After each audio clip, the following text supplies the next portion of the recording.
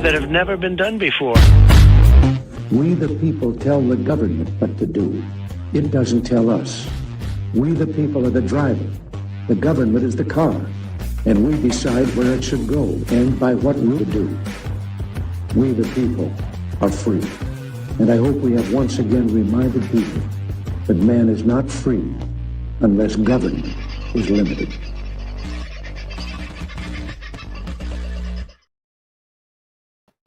Oh, there we go. I've got myself down in a little pocket. No, bring myself up to the right size. I'll get there eventually. Find the right button. There we go. Look, magic when you find the right button. How are you, folks? Sorry about last night. Life gets in the way occasionally and shit happens. That's how it works. I'm sorry. If you were hanging out waiting for a show, I did have one prepared. It's just that some other things happened. I was on the phone a great deal. And it was an important thing, so I had to sort of hang on. So unfortunately, we missed a show last night. I'll try and make that one up to you. First of all, I guess let's start in the house. Who was first in tonight? Michelle, the lovely Michelle Bradley-Smith. Now, Michelle, right at the top, I was talking to Rachel today. And as everybody knows in the chat, Rachel's been feeling a little bit de-energized of late. And she went to a acupuncturist today and is looking for a little bit of help understanding what the acupuncturist was trying to do, I think. I'm not sure that the person poking the needles in was as full and forthcoming with explanations of that process as could have been. So if anybody knows much about acupuncture, and particularly the yin and yang side, which this person doing the needle puncturing seemed to be referring to a lot but wasn't explaining a great deal, Rachel would be very keen on learning more about it. So reach out to me. I'll put you in contact with Rachel if you know much about acupuncture. If you know an acupuncturist in Tasmania somewhere, particularly in the southern regions, she might be interested in giving it another go. I'm not quite sure. So we'll just wait and see. But she did mention you, Michelle, and because you're into a few healing things too. I know Sunflower is into a few of those things, and I know, well, a great many of you are into various different healing forms. So if you've got a bit of information, you might be able to share with Rachel, who's just feeling just a bit flat at the moment. She needs an energy lift, and we'll get into what might be draining that energy a little later in tonight's show. The gorgeous Sandy K, 40 degrees at the Donkey Sanctuary today. 37.7 half an hour ago. So it's probably 36 now if you're lucky. I'm hopeful that you're not suffering too badly in the heat. I know the donkeys probably don't mind the heat too much. They won't get wet feet.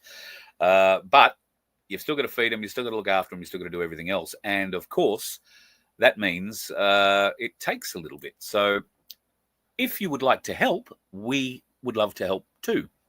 And we can do that with our charity donations through our lottery. Now, it's only $2 for a ticket. You stand to win $750. Or, if you don't win that, the second name out gets 10 Byron Bobs, 10 or an ounce of silver, if you like, in a Byron Bob holder, the Voice of Freedom Byron Bob holder. So if you have a spare $2, and I know times are tough. I know it's tough everywhere. So understand, if you can buy one, great. If you can't buy one, okay, no worries. If you can buy 5, that'd be awesome. I think we've got less than 130 left in this draw, and I'm desperate to get to a point where we're giving away some gold. So Vince and I had a half-hearted conversation this morning, and at this point, I think we've decided we're going to throw a gram of gold up for the next lottery. So we need to get through this one first. As I say, there's only there's under 130 tickets left, I think, from memory. And if you could help us by buying one for $2, that would be absolutely awesome. Merch.vofhq.com is the place to go, and we will quite happily send off well, not enough money, unfortunately, but we'll send off some money to Sandy, because she's got 3 more hungry mouths coming in next week. That'll make 108 donkeys in care. And, of course, they've only just gone through their most recent hoof cleaning and teeth trimming and all those other good things. So if you can help us and help the Donkey Sanctuary as well, it would be greatly appreciated. 108 hungry mouths, not to mention Barry, who's a really big bloke. All right, he eats a lot of steak. It's bit rude. Sorry, Baz. Love you, mate. Who else is in the house today? Stu's in the house. Good to have you in, mate. I hope you're going well. On Red Alert, yes, we shall talk about the new Australian CDC very soon. How interesting that's going to be. Toxics in the house. Aussie Sue, God love you. And there will be please remember to like and subscribe, folks, because without it, our algorithms get nothing. We are still, even though they say they've loosened things up a bit, it'll be interesting because tonight we're going to be talking a lot about jab injury, and it'll be interesting to see whether or not the show stays on. Previously, it wouldn't. So let's see what happens. I may wind up with a strike. I may wind up getting kicked off for a week. So we'll see what happens. We'll put YouTube to the test tonight, folks, I can tell you. So please remember to like, share, and hit the thumbs up if you can, because it really does help us with the algorithm. Peter Grace, the lovely man from Pinaroo himself.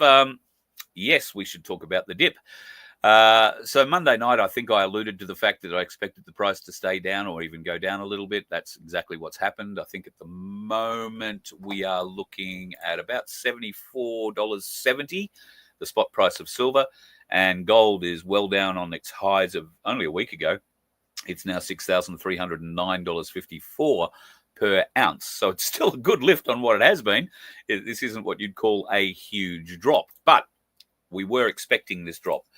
And this is the time to buy, folks. Keep an eye on that price. It might drop a little more overnight, and tomorrow morning you might find we're closer to $72 or even $71 an ounce. It may go below 70. I'm not sure that it will, because there is an awful lot of upward pressure. At the moment, huge amounts of money, huge amounts of high finance trade is going on from Europe. What they are trying to do is suppress the demand for silver, because that's the thing. At the moment, you've seen the videos, people lined up down city blocks waiting to get into a bullion dealer, I'm guessing to buy, some might be selling, but mostly to buy gold, silver, and other precious metals. There's a reason for that, because people who've been following this for a lot longer than me, and Pete's one of them, Peter Grace is one of them, they get an idea for the swings and the roundabouts and slides and all that sort of stuff that happens in this market. However, this market is almost a virgin market. The price of silver has never been to this height before. And given the demand for it in a variety of areas, meaning industrial demand as well as stacker demand. Stacker demand has gone through the roof in the last 2 months, just through the roof. That's why if you're turning up at Ainsley Bullion at any one of their offices in Melbourne, Brisbane, or the Gold Coast, you're likely to find many other people in there at the moment, because they are seeing the value in buying some precious metal. Now, if you'd taken our advice maybe 3 or 4 weeks ago, you would have been paying less than $60 for an ounce. You could have been making $10, $12, $15, $16 an ounce on that. Now, you've got to sell it to make that money, and the idea of stacking is to keep it, because we think this is going to go higher. However, there are financial demands made on us all, so occasionally you've got to go and cash some of that in, and if that is you, then God love you. It's a little sad, particularly at the moment. I wouldn't be cashing it right now. I'd be waiting until the price goes up again, and it will go up, and I would expect it to go up. Well, I think Pete said something about them testing the new $50 floor in the ounce of silver market. I'm not sure that is the case. I don't think they need to test it when it's as strong as it is. The biggest impact on the gold and silver market at the moment is this money that seems to be coming out of Europe and is being used to push down that price again, push down that gold and silver price again. Silver particularly low, because the physical demand for silver is through the roof, and it's not changing anytime soon. They're not digging any more of it up this year than they projected. They don't appear to be opening any more silver mines, although there is talk that there might be 2 new silver mines by the end of next year in Australia. And if that is the case, great. I suggest that it'll be a reasonable earn. And that's the only reason they'd be thinking about going back into places, particularly in Western New South Wales, I think. So watch this spot. There's going to be more coming out through there. What else is going on in the chat here tonight? What the ho, ho, ho, indeed. Well, yo, ho, ho, me hearties. If you're feeling the urge for a break, and God knows I need a break, but I'm not very good on breaks, so that's why I don't take them terribly often.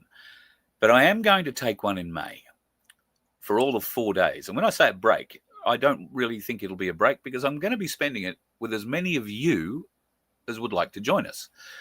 We're going on a cruise, folks, a 4-day cruise out of Brisbane. So I understand if you're not in the Brisbane area, then it takes a little more effort and a little more cash to get to Brisbane to catch the boat. But we would love to see you on that boat for 4 days. It's leaving the 4th of May, back on the 8th, Brisbane to Airlie Beach. You get a day on the beach at Airlie, or if you decide not to stay on the beach, you can jump on one of the tourist boats and head out to the islands, whether that be Hamilton Island, or you want to go to Whitehaven Beach, or you want to go and check out some coral atolls, or you just want to go and dive on the reef. All of that can be done on that middle day, if you like, at Airlie Beach. And then we cruise back day and a night back to Brisbane. So if you'd like to be part of that, then you can call Annette on that number there, 1300 385 625. But make sure you dial that extension number. Otherwise, you'll get some woman who doesn't know anything about the Voice of Freedom and what we're planning. So 49632 is her extension number. If you talk to Annette, say, hey, listen, we'd be keen.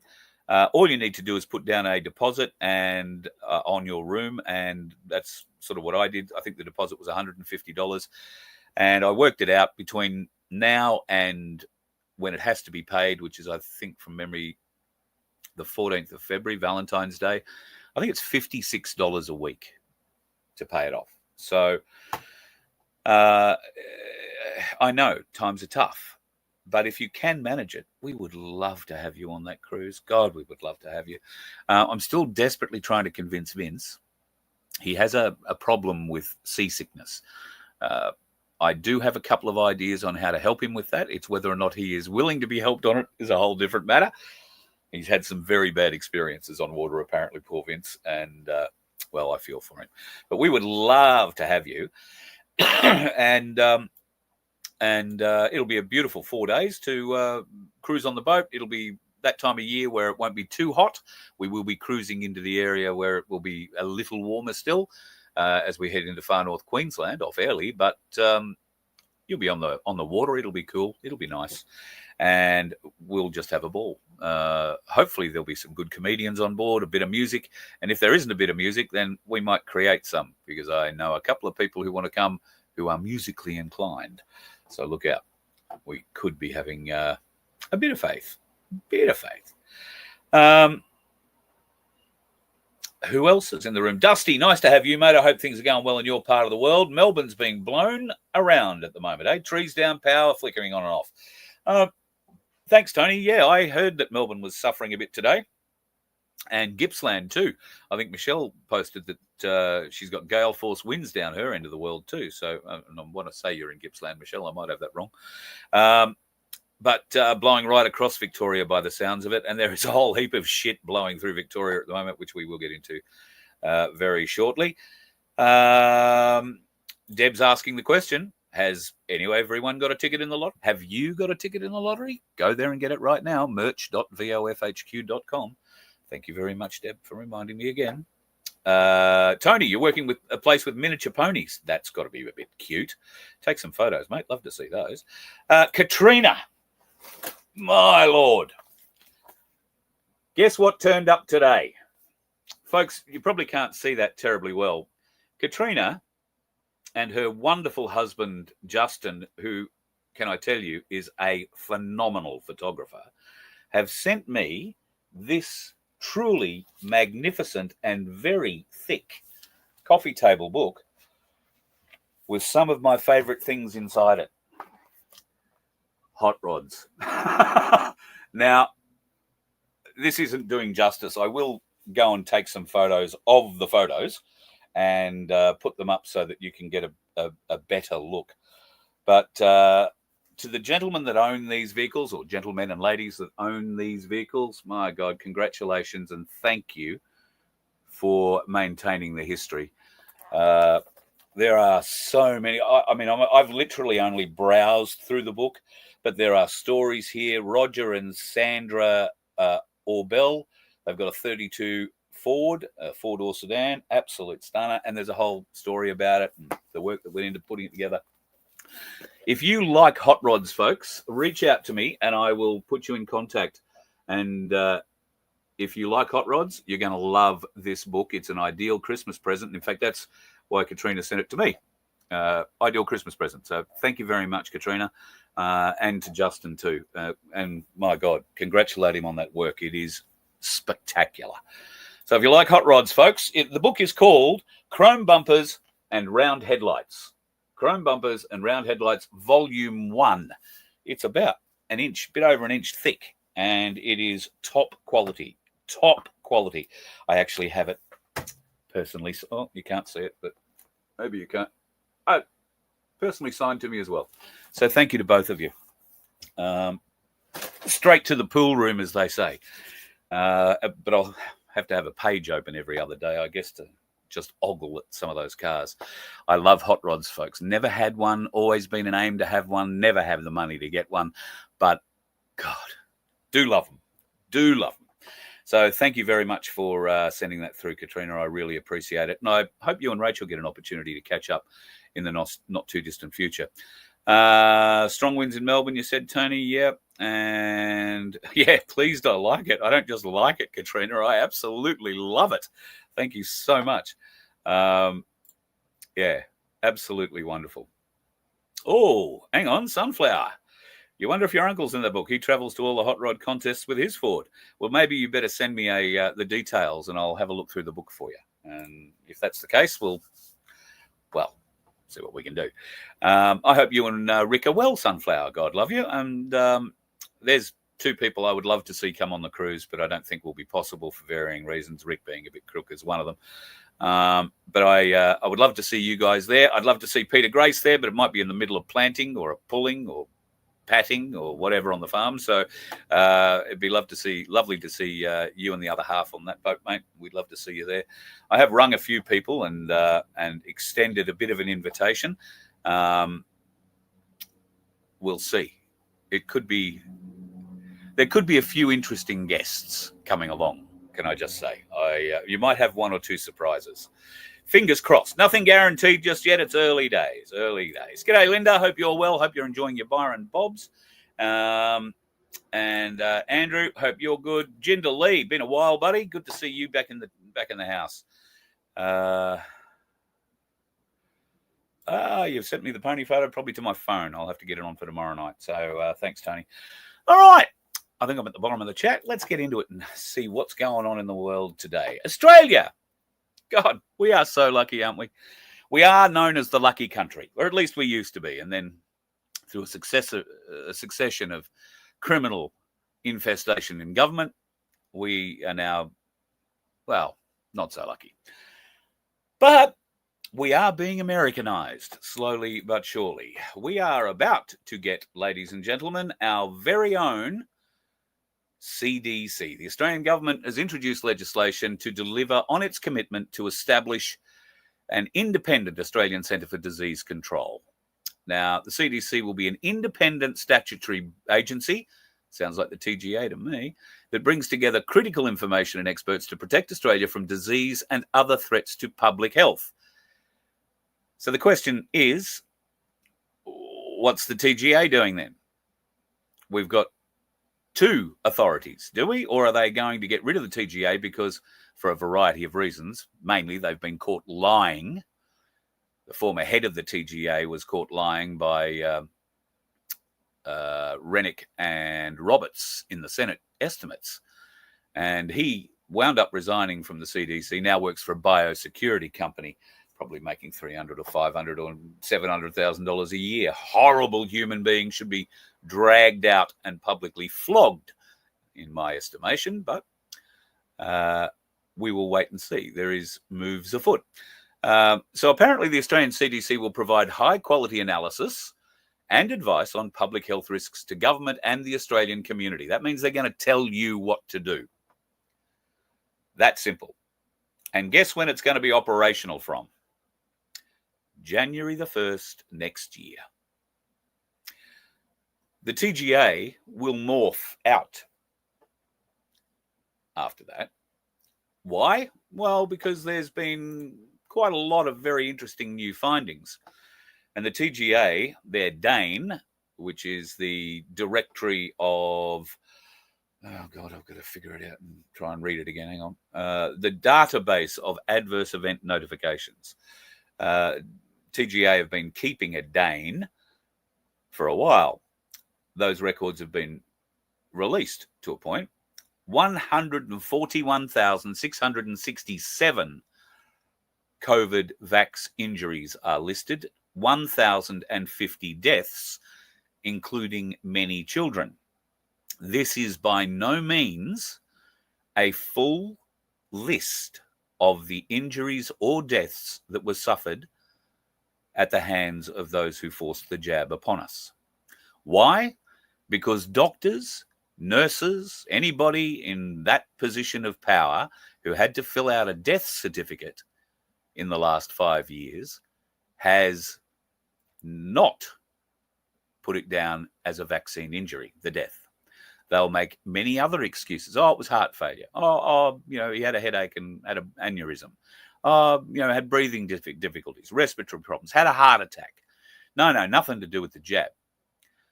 Now, that's on the doctors who sign those worthless pieces of lies which have been submitted to the TGA. And the TGA says, oh, great, well, we don't have to worry about them because those people didn't die of anything to do with the vax. Well, crap.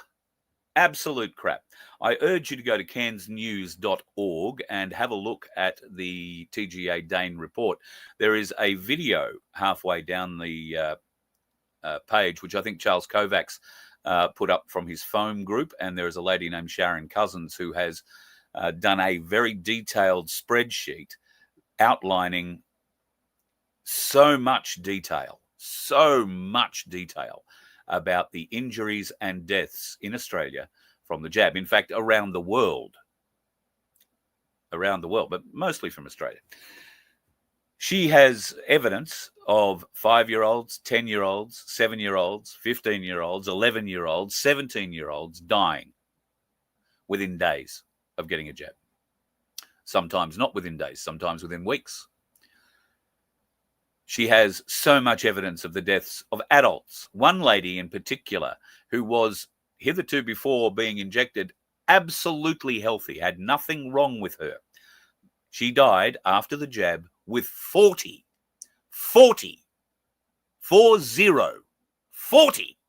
different things wrong with her. I think they just started at the A at the start of the alphabet and worked their way through and then went back and had another go. And she's not alone. Not alone. So, why is this happening? Why is the evidence not being allowed to come out? Well, turns out some of that evidence might be starting to come out. And we were talking about a chimeric part in this jab some years ago. They found it. Literally the first documented direct evidence of genomic integration of mRNA vaccine genetic material. So we found a stage 4 bladder cancer patient. It was a 31-year-old woman, right? So this is a very rare cancer in this age. That's exactly right. Bladder cancer in a 31-year-old, stage 4 bladder cancer in a 31-year-old woman. We're talking turbo cancers here, folks. Stage 4 bladder cancer. Crazy. Yeah. So she's got this turbo cancer. And so we did some molecular profiling, looked at her circulating tumor DNA, ran some proteomics, what's called multi-omic analysis. So we looked at everything going on, but we identified in the circulating tumor DNA, and the first author of this study is Dr. John Catanzaro of Neo7 Bioscience. In this circulating tumor DNA, in chromosome 19, we identified a chimeric segment of Pfizer Moderna genetic code, part of the spike encoding sequence from the DNA plasmid, was literally integrated in chromosome 19 in a what's called non-safe harbor region. Hang on. I want to make sure I get this. This was not an encoded DNA from the mRNA. This was a plasmid that had infected or been adulterated in the vaccine. Is that correct? It appears it is the plasmid because it is a perfect 20-20 base pair match, perfect 20 nucleotide pair match of the Pfizer reference sequence to this sequence in chromosome 19, which is about a 1 in a trillion chance of this being an anomaly. So we do believe it is the DNA residual contamination, part of that sequence. It could be from the mRNA getting in there as well and reverse transcribing. We can't really tell exactly, but because it perfectly matches the plasmid reference sequence published online, that leads us to believe it was from the DNA contamination. Yeah, so that's some big news to be able to identify that chimeric segment, which is something that was spoken about 2-3 years ago. And I'm pretty confident that Senator Malcolm Roberts, if it wasn't him, it may well have been Senator Rennick when he was a senator, brought that up as well. Of course, our TGA, no idea. So, no, we're not going to tell you. In fact, we're going to lie to you about it, and that's exactly what they did. So, do we think the TGA now are going to just merge into the CDC, or are we going to have two agencies? And if so, well, the CDC, you'd think, will have control. That would be the more powerful agency. The TGA, the Therapeutic Goods Administration, have proven themselves to be absolutely untrustworthy in doing their core job, which is making sure that any medications that come into this country are safe and effective. The TGA was compromised. People in the TGA, particularly the head of it, Skerrick, his name was, I can't think of his first name. He especially needs to be brought forward to a court. Of course, I don't know what good that's going to do us because our courts are no longer Chapter 3 courts. Our courts are appointed by governments, and those who are appointed to sit in the high chair of that court work for the government. They do not work for justice. They do not work for the people. They work for the government. They have been put in that job specifically to rule on the legislation and the laws that the government pass. Nothing else. You do what we want you to. So our courts are captured. We've known the government's captured forever, but the courts are captured. This is the sticking point in every solution. Whether you be talking common law, whether you be talking constitutional law, whether you be talking Murphy's Law, it's all compromised. We cannot fix this until our courts are once again free of governmental coercion, collusion, and interference. How do we get to that point? Well, really, I think we have to have every judge, every magistrate, every justice, Supreme Court, High Court justices step down. We need to have a full and frank evaluation of those people. And should their decisions be questionable, not questioned, but questionable, should there be, and there will be, a lot of evidence that they have colluded to get a result through the court that benefits anybody but us, the people. How do we get those judges to stand down? How do we get the justices to stand down? How do we get the government to stand down? Well, we're all looking for that solution. Personally, I was a bit disappointed in the way Donald Trump spoke about Albanese, but I guess it was a diplomatic meeting at the end of the day. He couldn't very well come out and do to Albanese what we were all hoping. Paul Murray put it pretty well, I think, on Sky News on Sunday night, said that it wasn't ever going to be a Trump-bashing Albanese party, simply because Trump had too much to lose. And that would be the rare earth minerals that Australia has and America needs, because China will no longer sell theirs to the US, at least this week. That could all change. They'll all be buddies again next week, and then the Australian deal will, get lesser and lesser. But apparently one of the big deals with this deal is that not only do we get to dig it out of the ground ourselves, but we also get to do some of the manufacturing involved with these rare earth metals. So I guess, given that unemployment has gone up again through the roof, this is a good thing. There'll be, maybe a couple of hundred people employed to do something nice with that. I'm sure it'll make a big difference to somebody. Mr. Appleton, I saw a post here before, while that thing was playing, about a whole bunch of you bikes on the warboat. Is it a footy trip? And so you're catching up on the Voice of Freedom on the footy trip. Well, here's cheers to you boys. I hope you're having a good trip and everything goes pretty well. Stay away from the edges at night. That's all I'd tell you. I don't know where you are. Boat trip Murray, maybe? Or maybe you're on a lake or something. So I do hope you're enjoying it. And thanks for tuning in while you're on the footy trip. Have a beer for me and look forward to catching up at some time in the not too distant future. There's something has just happened half an hour ago or so in the Senate. Estimates are still continuing. Malcolm Roberts posted something about half an hour ago on the CDC. A case study in avoidance is how he's titled that. I haven't seen the whole video yet, but I urge you to go and check that one out. He is hanging them out to dry. And this is why I think we're going to see the TGA used as a scapegoat. The new CDC will take over all the TGA's shit. And apparently it'll be all new and shiny. And of course, there won't be anybody in the TGA to sue anymore. Remember? So, don't know how that goes. Don't know whether or not you'll be able to go and take the government on after that. But I don't know, Tim. Spoke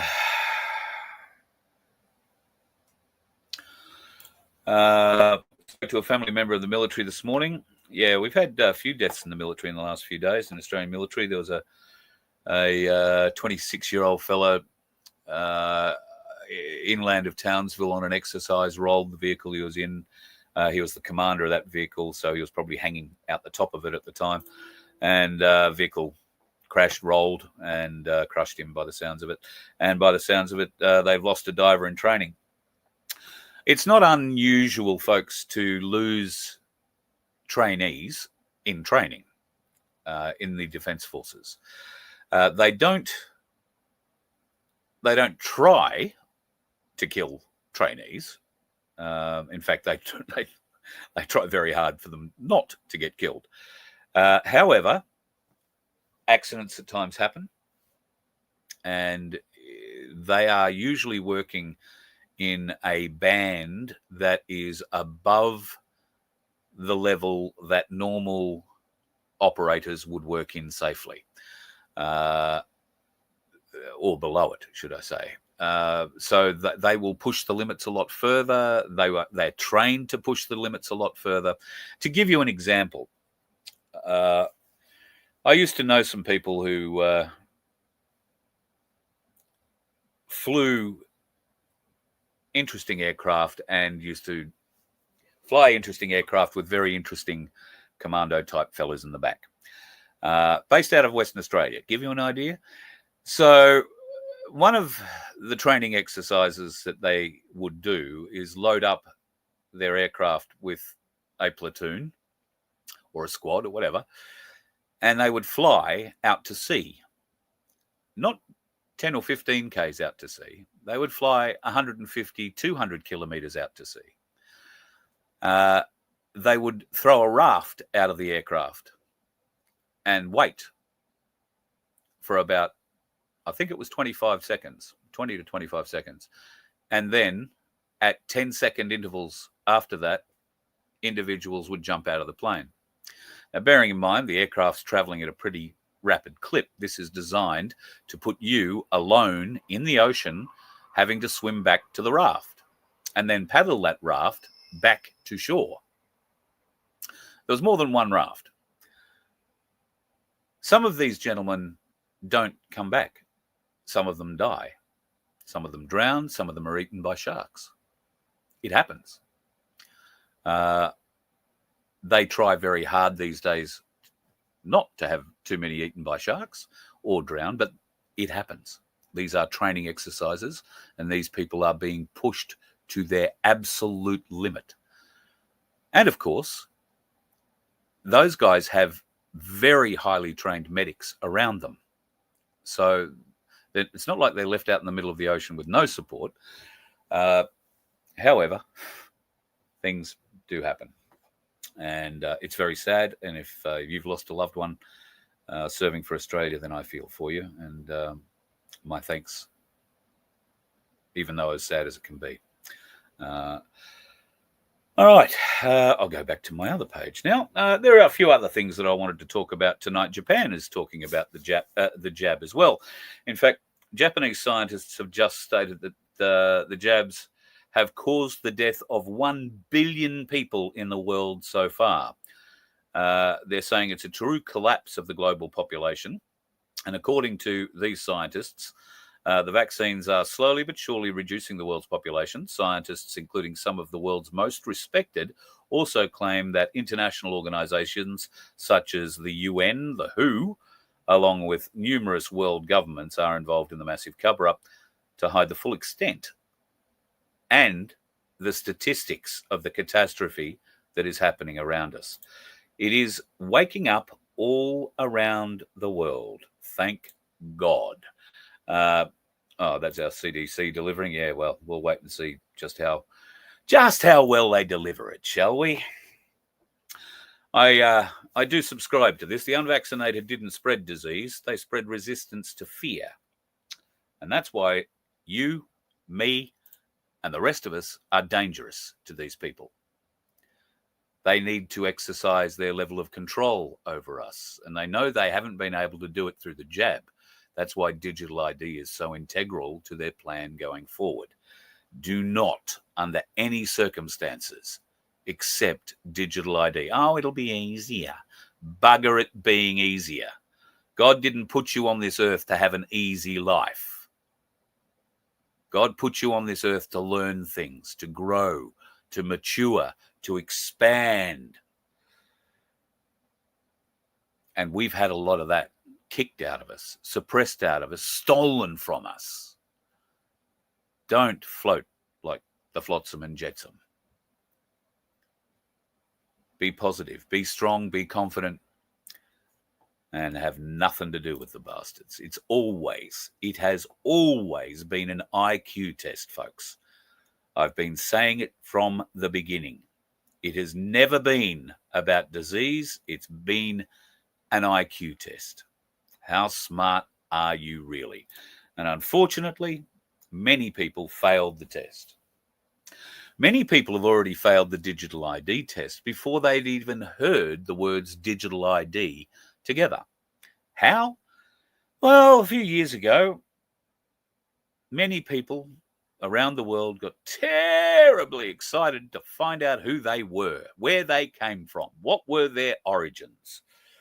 And so they applied to somewhere like Ancestry.com to track down who they are. Now, I'm adopted. If I didn't know my biological parents and didn't know my biological history, this might have been something I would look into doing just to see where my blood came from. I know where it came from now, but and I'll keep that secret for a while, but it would have been something I might have gone to look at. I don't know that I really would have, because it wouldn't have given me access to any, biological relatives or anything like that. So I just, never did it. But many people did. They did it just as oh, how cute will this be, to find out what I'm made up of. I'm part Irish, part English, part Spanish, part Greek, part Italian, part German, part French. I'm a bitzer. You could be. However, if you did sign up to Ancestry.com, you might be a bit concerned. They've just sold a 75% stake of it to Blackstone for $4.7 billion. Ancestry.com, because you gave them your DNA, now have your DNA on file. And it's been sold to BlackRock. What do you think they're going to do with that? Why would BlackRock be interested in your Ancestry.com details? And they're willing to pay $4.7 billion for it. I'd be very concerned if you've signed up to any of these Ancestry type websites, if you have supplied a swab from the inside of your mouth to give them the DNA that they needed. Rest assured, that swab is on file in a vial with your name on it somewhere. And should they ever need to learn all about you, should you ever become a threat to them, all they need to do is go and look at your DNA and find out what you're susceptible to, what your body isn't good at fighting back. And then they give it to you. It's possible. I would say more than possible. I'd say it's probable. So I don't know how you back out of this. There's another website like this that I can't think of the name of, and I think they got into a bit of trouble because they were sharing data.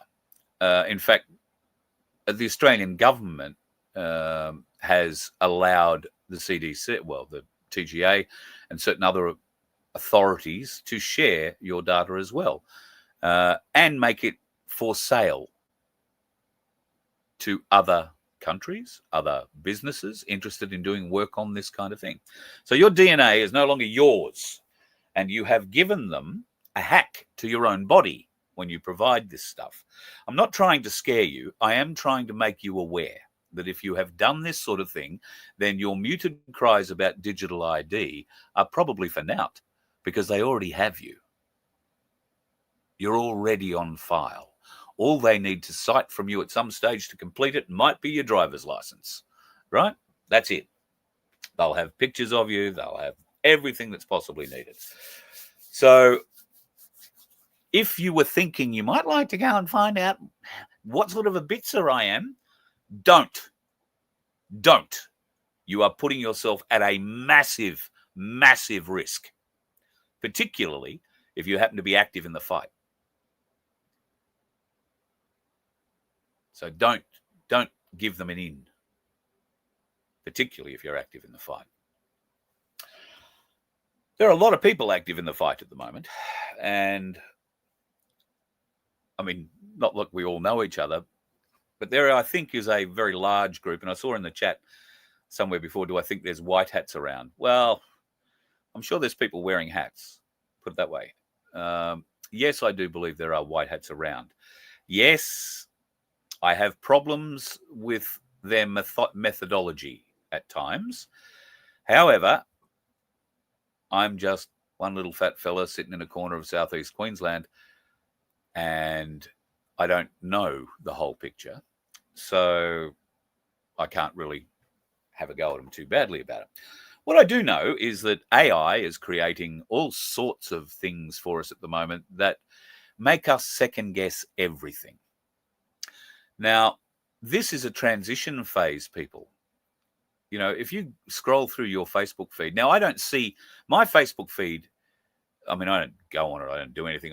I scroll through it just to see what new shit they're putting in it. I do not see anything from friends of mine.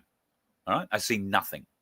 All I get are ads and AI generated content that purports to be news, purports to be a story, purports to be some sort of authority, and it is all lies. All of it. So this transition period where we are now the guinea pigs for AI, there are those of us that are smart enough to spot it, mostly, and there are those that have no idea and don't care. Channel 4 in the UK put an hour-long program to air, I think, on Sunday night that was talking about digital ID and AI and what benefits AI would bring, what problems there were, and what advances and what potential threats there could be from AI being advanced throughout the United Kingdom in every area of your life. And in the last 30 seconds of that program, the presenter, a very good-looking lady who had no doubt been presenting throughout the entire show, revealed that she was an AI construct. That is the future of television. No more stars, no more $600,000 newsreader pay jobs. Nope. We're just going to create an AI head to read it. And we'll capture some bloke's voice or some lady's voice and stick that voice on it. And we won't pay them for that because they were stupid enough to donate their voice to read a book or to do something that let their voice be captured in a fairly big way so that the AI can then generate any word it wants to come out of the AI generated head it creates and the mouth it puts on it. So, folks, if you're not good at picking AI yet, start learning, all right? Don't get stuck in doom scrolls of AI content. It just rots your brain, okay? I have to be very wary of doom scrolling because I sit in front of a computer most of the day and all I'm doing is looking at news, information, listening to shit. And sometimes you wind up just scrolling through and doom scrolling. And I find doom scrolling to be an attack on my soul. So I'm very aware of it these days. I try and limit my time. Well, Facebook's easy to limit. I really only go on there to post something and occasionally have a look if anybody replies. But as I don't see any of anybody else's posts for whatever reason, the algorithm has cut me right out of my friends. And I think I've got 2,500 people or whatever it is attached on my Facebook friends page. I don't see anything from you. Nothing. So that's just what they're doing. Now, I was speaking before about Rachel and how she's been feeling her energy has been a bit zapped over the last couple of weeks. In fact, she's felt quite threatened by it and probably not unreasonably so. I have felt the same thing, particularly in the last month. So I have had some real energy sapping periods this month. I have had some very dark thoughts. I have had a lot of external chatter trying to distract me, and it has, trying to slow me down, trying to misdirect me. This is all me trying to, the energy's coming to me. And I've realized it now because thankfully there are a number of you who've put me in touch with myself, and I'm able to feel these things and do feel these things now quite acutely. That's what made me really sit up and take notice on October the 4th when the first of these pictures came out. First of all, you might think that that is an AI-generated picture. I can assure you it's not. It appears to have a very large bandwidth, and this frequency that is being pushed out is very strong. On the 4th of October, this image was taken, and these, I don't know what you want to call them, waves rolling across the country, were rolling across the country for 9 hours. And then it stopped. And then a couple of days later, it went on again. I think it went on for another 9 hours and then stopped. I believe it's come back on twice since for 4 hours at a time and stopped. What is it? No idea. However, smarter people than me with numbers and maths and the ability to figure out where the center of a circle is have been able to roughly, I say roughly, figure out where that signal, those frequencies, are being broadcast from. And yes, it's Antarctica. But where in Antarctica? Well, it turns out not too far from the pyramid in Antarctica. Now, once, like I say, smarter people than me tried to figure that out. Take it for what it is. I've got no proof, no pictures. I've never been there. But those waves were pushing out from the Forth, and for all I know, are quite likely still pushing out at various times. It did seem that they were for a lesser duration, though, the second time round, and maybe that's just giving us a top-up or whatever. I have noticed a difference in the way I've been feeling, but that could also be because I'm off the property that has been attacking me for the last 18 months. So maybe that's why I feel a bit lighter, I don't know. But it's an interesting proposition that the world is being bathed in high frequency. These are very high frequency waves. And what are they doing? Well, I spoke to somebody who's into this sort of thing, and they said, well, they're probably resetting us, trying to give us an ability to be of broader mind, maybe, or to reset some of the shit that we've been programmed to believe. I wish that was the case. I pray that is the case. But, I mean, at the end of the day, who knows? I do think it is significant, and we'll probably learn more about it in the days and weeks ahead, but keep an eye on it. It's an interesting thing. The other thing you might want to keep an eye on, and this is something President Trump didn't bother telling Albo off about either, Australia has recorded the biggest income decline in the developed world. Our wages are down 5.5% or nearly 5.5%. Norway's below us, Sweden, Iceland, Austria, Italy, Canada, they're all pretty well down, but Australia leads the way. Spain, on the other hand, they're doing all right. So too with Chile. The US are picking up. I wonder why that would be. Could it have anything to do with the new president? I don't know. Just saying. Portugal, Denmark, France, Belgium, Finland, Hungary are all doing better by a mile than Australia. I don't know that German figure is 0.6%. I don't think that's quite right, given the conversations that I'm having with people in Germany. The problems in Germany are horrendous at the moment, folks. There are people children being raped, women being raped, men being raped.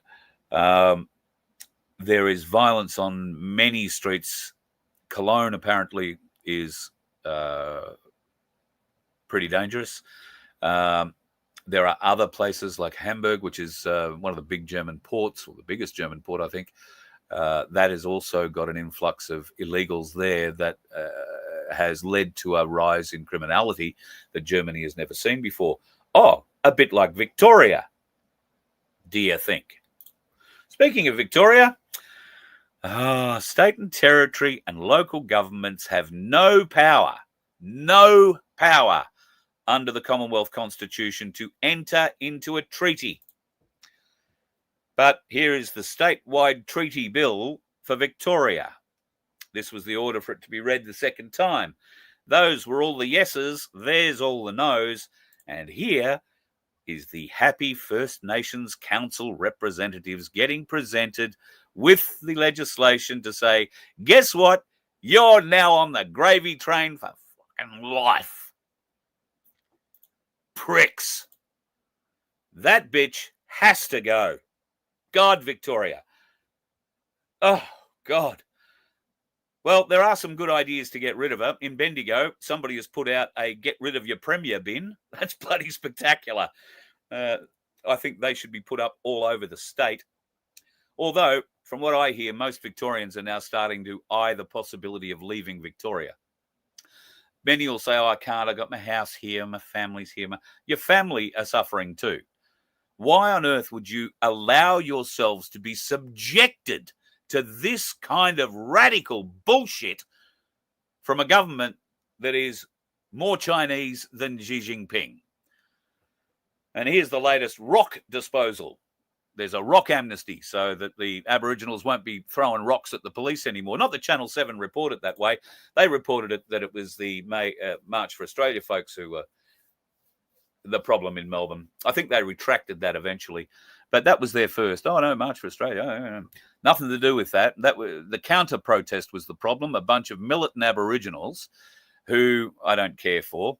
The same militant group of Aboriginals who had the snot punched out of them by Thomas Sewell and a few of the other boys associated with him after these people came down and were bashing folks coming back from the last March for Australia rally around the Shrine in Melbourne. You remember? Oh, the NSN overran Sovereignty Hill. It's an illegal establishment created on the hill in the gardens there near the Shrine. Illegal. Nothing legal about it. And all leftard, militant, black mafia. The Aboriginal black mafia. The Land Council lovers. They're the ones who started arming up with rocks. They're the ones who were throwing them at police. They're the ones who went there specifically to target the police and to fight their way through the police lines to get to the March for Australia people who were very happily and very peacefully convened at Parliament House in Melbourne. Have there been arrests? No. Because the police on the day allowed these black protesters to wear face masks, to wear hoodies. They didn't call them out. They didn't stop them. They didn't pull them off them. No, because then you might be able to identify them and you might have to do something about it, mightn't you? It's quite clear the Victorian government doesn't want to do anything about it. It's quite clear the Victorian government needs a counter-protest to go up against the likes of March for Australia. It's a sad indictment of the intelligence of the people in that group in Victoria when they are too stupid to understand that marching for Australia means we are marching for them just as much as we are marching for ourselves. The stupid, naive, unintelligent minds running that group do so for the money they get paid by the government to run it. No other reason. They are selling out their own people for money. Greed is good. Well, that was in the 90s. Greed today will get you locked up. Eventually. But as I said at the start of the show, we're going to need to fix the judiciary before we can make that happen. And God knows we need to make it happen. I just think the rock amnesty bin is truly spectacular. Some good news. David Christofouli has finally come up and met one of his election promises. The renewable energy targets in Queensland are dropped. So that's a big thing. And he's also come out with another one in the last day or so too. Another fairly big announcement, and it just escapes me at the moment. I thought I had a picture here for it, but I don't think I do. Yes, I know what it is. Christofouli and the Queensland government today announced, I think, that they are going to put forward a child or a sexual predators register, a sex predator register. It's going to be called Daniel's Law, where every predator will be listed. Now, For the life of me, I don't understand why we don't have a national register for this already that can be tapped into by all and sundry. There has been moves made privately to make that list available. And I think the people who were trying to create it were taken to court and shut down because of privacy reasons. You can't tell people there's a pedophile near them. Why is that, do you think? Because people don't like pedophiles? Well, some do-gooder has probably said, oh, everybody has a right to live. Yes, they've done bad things. They've served their time. Well, look, I'm all for people serving their time, all for people serving their time. But when they come out and commit another crime, similar to the one they did time for, I have much less sympathy for them. I don't know of too many cured pedophiles who've gone to jail and come out cured, if that's the word. They've come out castrated, and that apparently cures it. But chemical castration, I believe, is a voluntary act in Australia for the pedophile. They don't have, the court can't order castration, chemical castration. But it can be offered and is offered through their psychological evaluations and meetings and all that while they're locked up. And it's a way for them to get out of jail. Because you can't raise it, you can't rape with it, in theory. But it is only a theory. And there are a number of people who have got out of jail based in part of time served and chemical castration, their threat to the community diminished, have gone out and they've done exactly the same thing. They just haven't used their old fella to do the raping. They've used whatever they had handy. So I'm afraid I think a child sex predator register should be open to the public. You, as parents, should have the right to know if a pedophile has moved into your street, your suburb, or beside your friggin' kid's school, regardless of their castrated position. Hopefully, in Queensland, this will lead to better understanding, better control displayed by the pedophiles who are on that register. But I don't believe they can control their urges. I've met one. It was everything I could do not to kill it. Everything I could do not to kill it.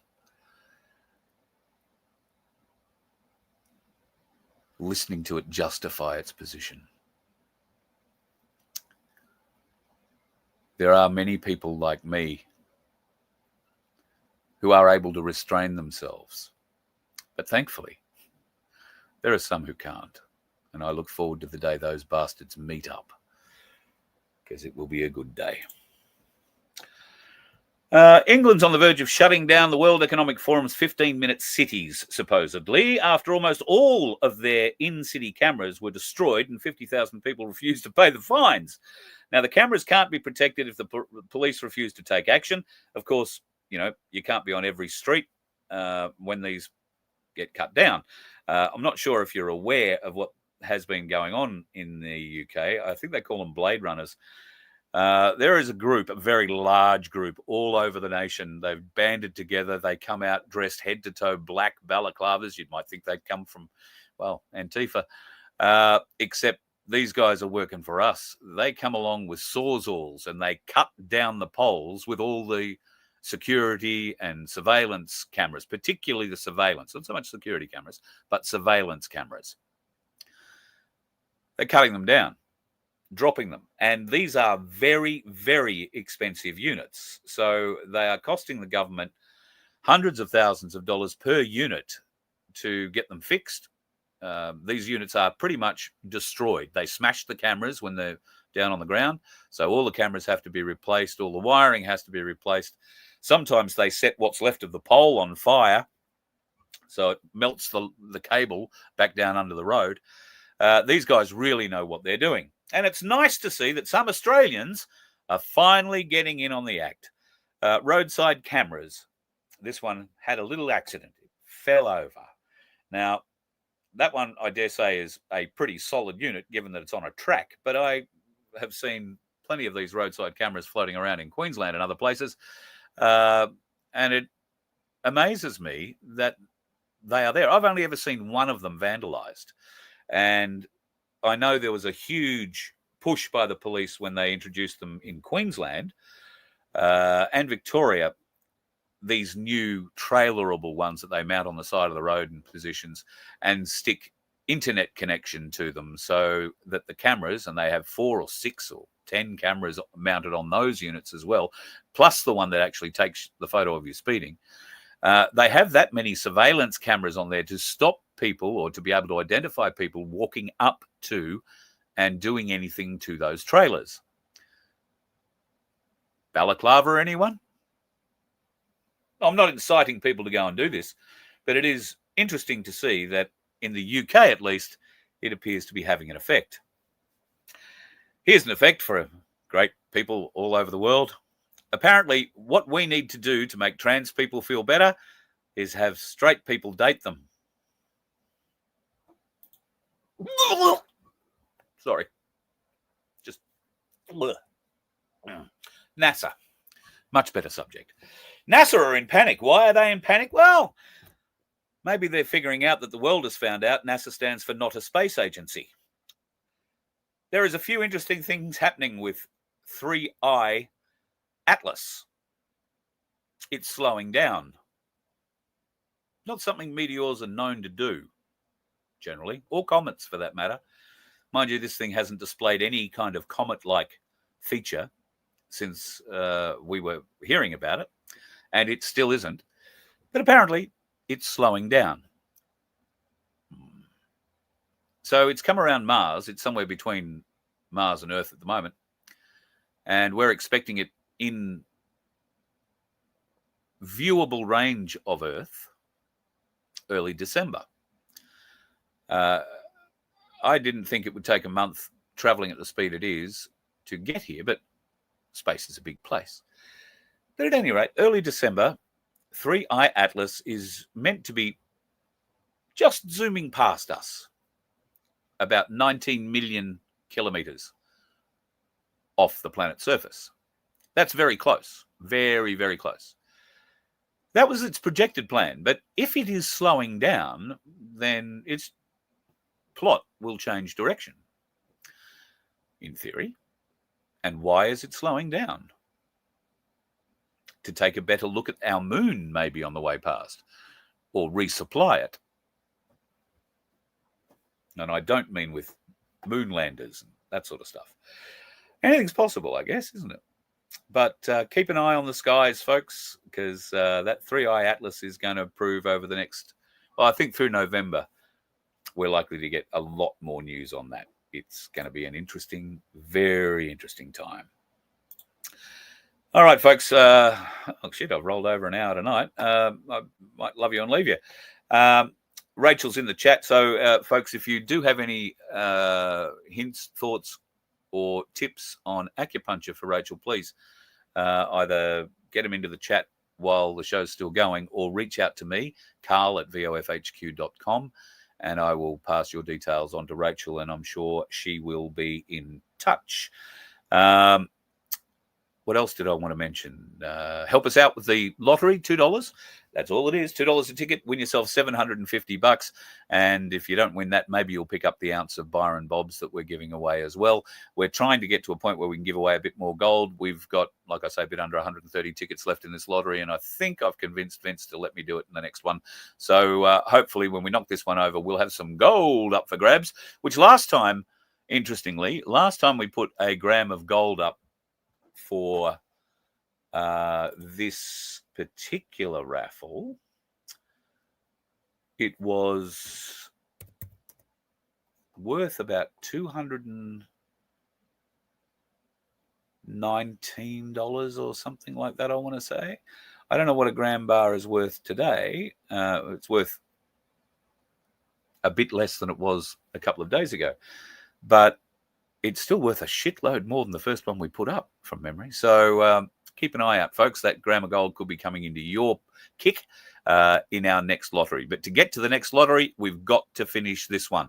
So only $2 a ticket. If you can please help us out, that will go a little bit to help us pay our expenses, but it'll also go on and help a little bit to help Sandy and Baz's expenses at the Good Samaritan Donkey Sanctuary, where, as you saw in the chat tonight, she's picking up another 3 next week, which will make 108 donkeys on the property.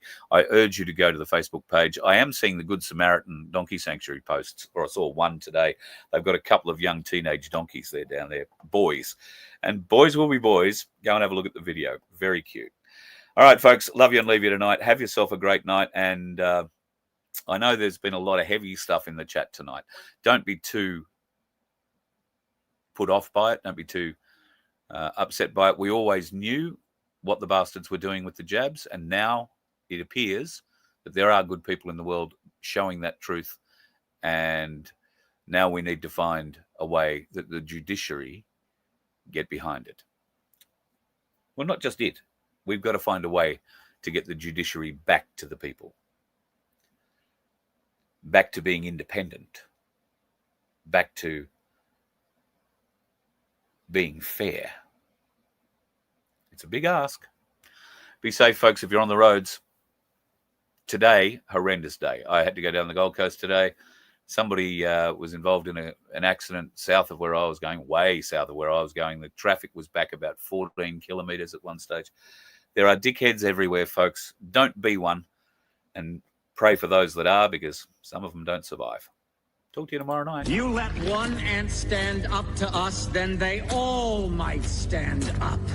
Those puny little ants outnumber us 100 to 1. And if they ever figure that out, there goes our way of life. It's not about food. It's about keeping those ants in line. That's why we're going back. Does anybody else want to stay? Let's ride!